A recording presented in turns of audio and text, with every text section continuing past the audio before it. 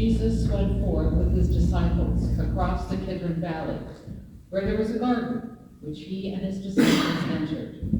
Now Judas, who betrayed him, also knew the place, for Jesus often met there with his disciples. So Judas, procuring a band of soldiers and some officers from the chief priests and the Pharisees, went there with lanterns and torches and weapons.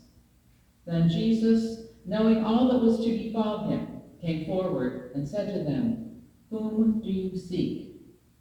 They answered him, "Jesus of Nazareth." Jesus said to them, "I am he." Judas, who betrayed him, was standing there with them. When he asked them to them, "I am he," they drew back and fell to the ground. Again he asked them, "Whom do you seek?" And they said, "Jesus of Nazareth." Jesus answered, "I told you that I am he. So if you seek me, let these men go." This was to fulfill the word which he had spoken. "I did not lose a single one of those whom you gave me." Then Simon Peter, having a sword, drew it and struck the high priest's slave and cut off his right ear.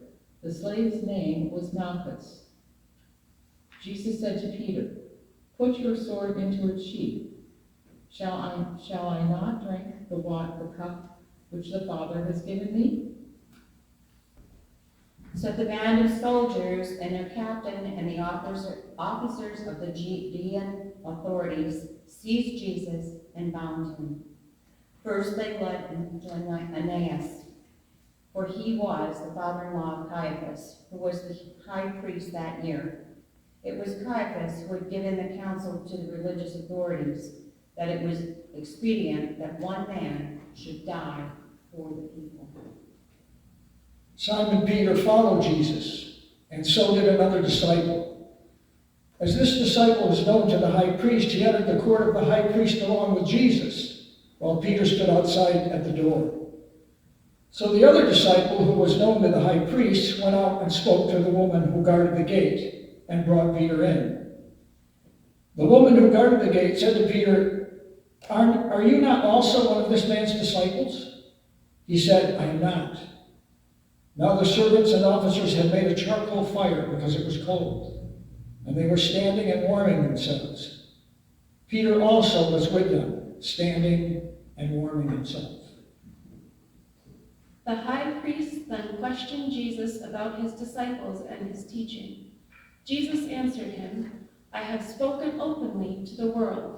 I have always taught in synagogues and in the temple, where all Jewish people come together. I have said nothing secretly. Why do you ask me?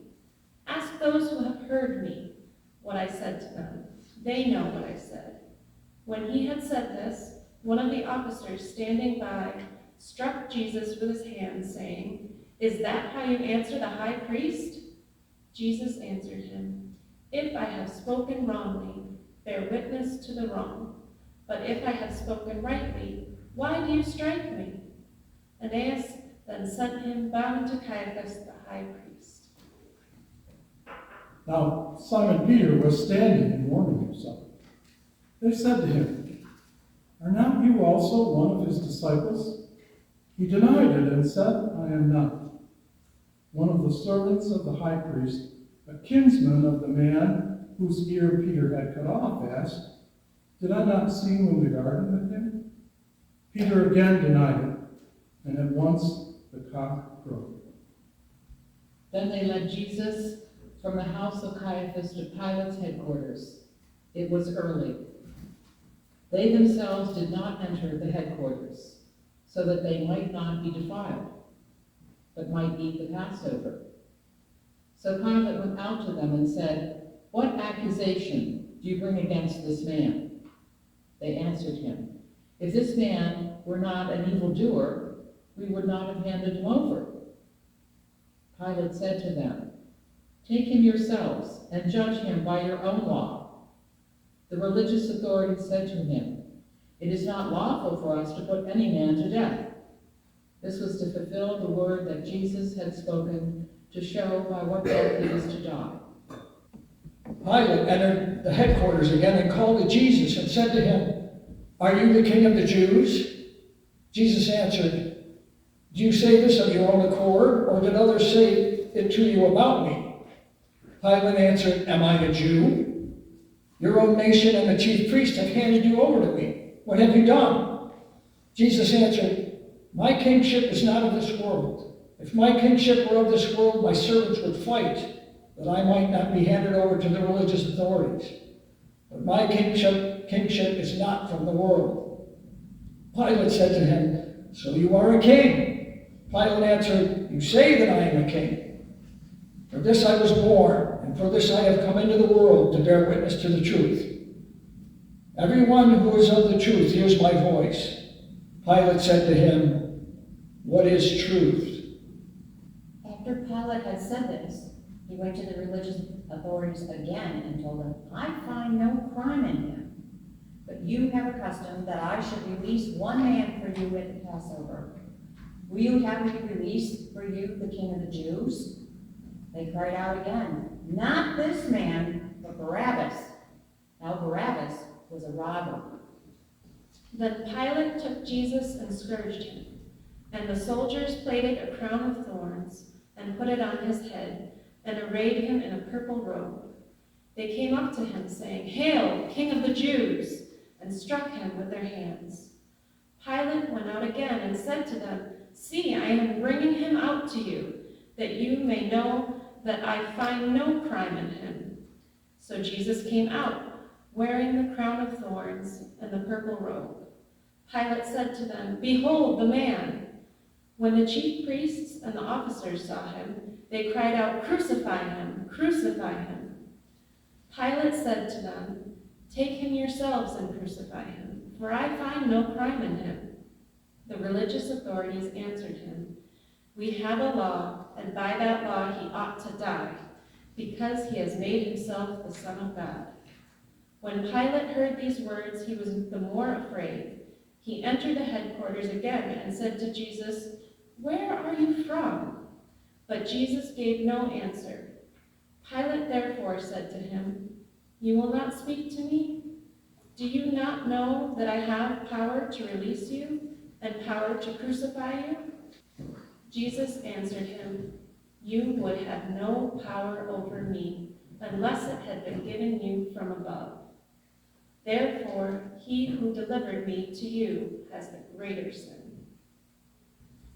Upon this, Pilate sought to release him, but the religious authorities cried out, "If you release this man, you are not Caesar's friend.